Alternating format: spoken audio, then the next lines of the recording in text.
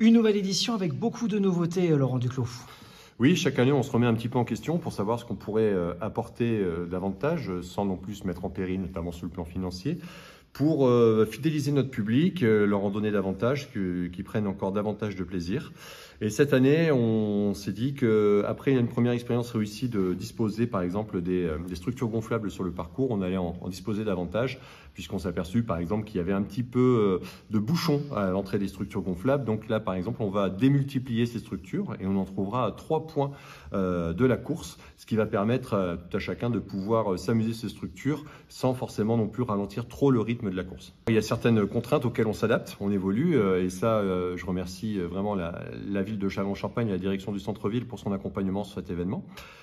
Effectivement, cette année exceptionnelle, Coupe du Monde de rugby de 2023 et la place Foch qui connaîtra donc le village rugby organisé par le COC et la ville. Donc on s'est décalé un petit peu pour prendre le départ depuis la place de la République et puis après aller un petit peu à l'encontre, à l'envers du circuit traditionnel emprunté par la Kitsé. Ça apportera un petit peu de nouveauté et on s'engouffrera très rapidement dans les jarres, le petit Jard. Ensuite, on partira sur le cours d'Ormesson, boulevard Vaubécourt, porte Sainte-Croix pour redescendre après le long du canal vers le Jard anglais et le Grand Jard.